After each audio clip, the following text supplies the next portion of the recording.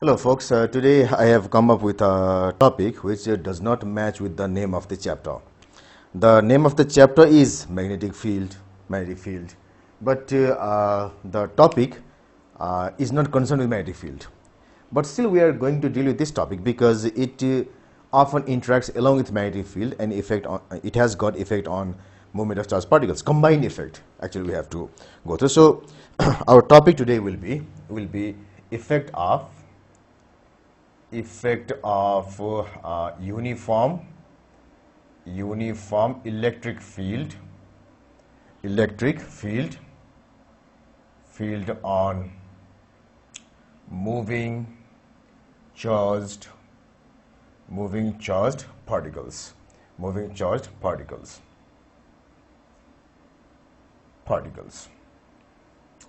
because this electric field will sometimes act in unison with the magnetic field to have some different types of effects. So let us consider a reason where we can create a uniform magnetic field. So that is done by parallel plates of equal dimensions. So I have got 8 positive charges here, so I should have 8 negative charges here. So if I allow a positive charge particle to be incident here, so let us say from here positive charge particle is entering this area, so this is positive. As soon as it touches this area, it starts to feel the effect of electric force. The electric force on this body will be downward, so plus will be attracted by minus and repelled by this plus, so the force will be downward. So that's why as soon as it enters here, had it gone straight, it could have gone like this. So now it will be dotted lines because it does not go this way. Instead, it will go this way. So it goes this way and then like this.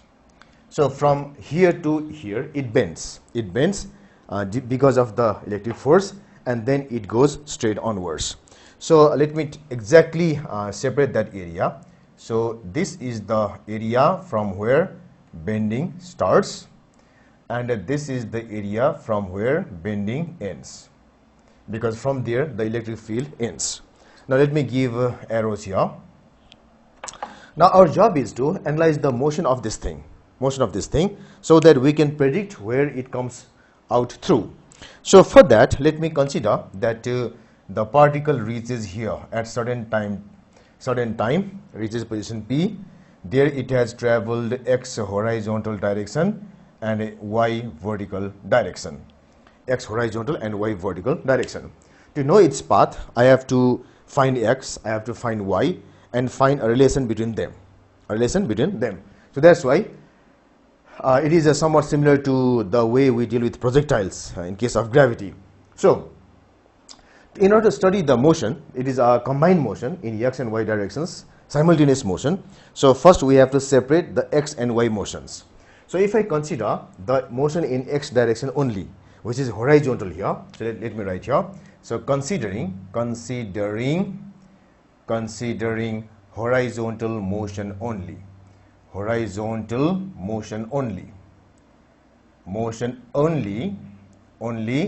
till P. So if I do so, let me consider the velocity that enters here is u. So I will have initial horizontal velocity, which I call as UH, that's equal to u. So this H stands for horizontal, so it's u. Horizontal displacement should be equal to, in shortcut we write it as SH, that's equal to x. So x is the horizontal displacement. And then horizontal acceleration, which we write as AH, that's equal to 0. So without saying anything, I have said it is equal to 0. It is 0 because the only force on this thing is vertical force. The only thing on force on this thing is vertical force. So that's why we have got some vertical force here. And the component of vertical force in horizontal direction, the component of vertical force in horizontal direction is equal to 0. So I should have Fh equal to 0. If Fh equal to 0, then our Ah should be equal to Fh divided by mass, and that should be equal to 0 again. So that is why the acceleration in the horizontal direction is 0. So in order to understand this thing, we have to have a previous knowledge of component of force. So the component of force in any direction is equal to H equal to F cos of theta.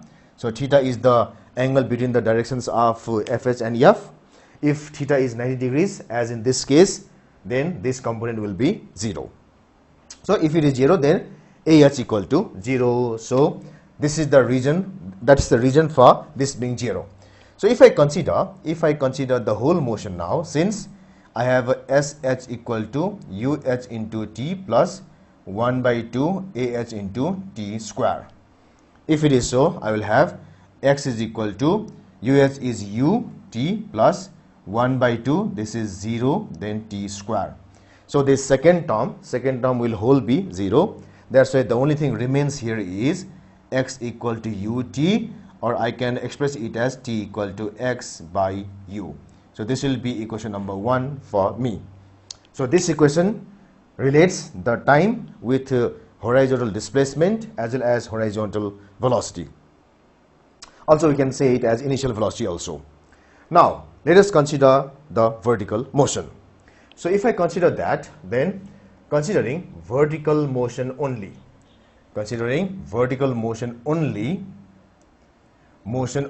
till P, we have got initial vertical velocity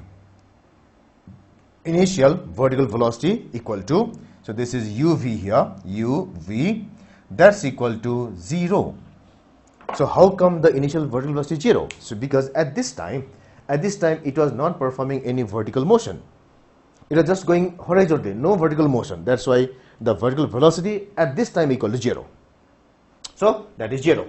Then vertical displacement, vert dot displacement, which I write as SV, that's equal to this much, which is equal to y. You can see here it is y. Then vertical acceleration. Oh, yeah, so this thing is somewhat significant here. The vertical acceleration is equal to, it is given by the vertical force, and the vertical force here is electric force on the charged particles, and that's equal to the electric force by mass of the charged particles.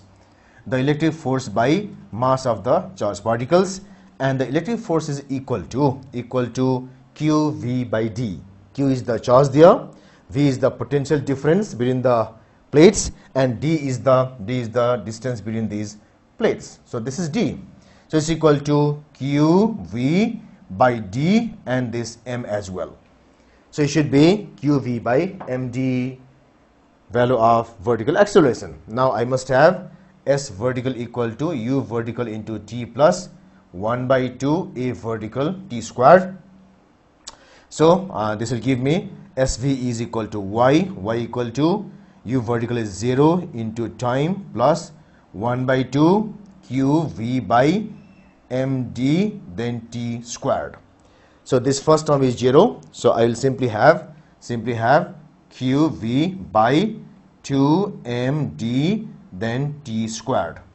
Now I will borrow the value of T from equation 1, where T was equal to X by U. So if I extract that value here, borrow that value here, I will have equal to QV by twice MD then X by U whole squared equal to QV by twice MD U squared then X square. So that means our Y is equal to this much. Now for a certain setup with a certain value of potential difference, certain charged particle, certain distance, certain initial velocity, I must have this thing is equal to constant. So if this is constant, then I must have or Y is equal to kx square. So this means that the motion of that body of that body is parabolic. Parabolic, or the path it follows is a parabolic path. So that means path, this implies path is parabolic. So just like what happens during gravity, when something falls just under gravity, free fall with some angle with the horizontal, so the body will ultimately attain a parabolic path. Here also is the same case. Now that means it gives a certain insight to us about this deflection. So for example, if these things are allowed to vary, so this equation tells that y depends on q. So if charge is more, the force is more. Force is qv by md. So force is more. That's why deflection y is also more. Again, y proportional to this potential difference v. So if v is more, the force is more, and because of that, the y also will be more. Next, y is proportional to 1 by m. So if the mass of charged particles is more, it is very difficult to deflect it. So that's why y becomes less. It will be difficult to deflect it, that's why y will be less. So like this, then y proportional to 1 by d. So if d is more, the force will be less, because the electric field strength will be less, E equal to v by d. So that makes force less. So force less means y less. And then comes u square. So y is proportional to 1 by u square as well. So if it comes with high velocity, it is difficult to deflect it, somewhat like inertia also. That's why y will be less. So all these dependencies have been shown in this relationship. Now one particular interesting factor is, after exams what they ask is, what is the deflection when this thing emerges from the plates? And they give the length of the plate as either big L or simply this d.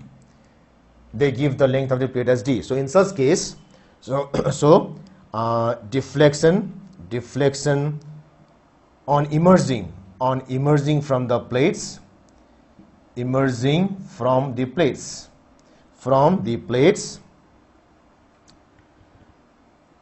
is, so I'll use a large y here because it's a very special type of deflection. Y is equal to qv by twice m d u square. This is equal to d squared.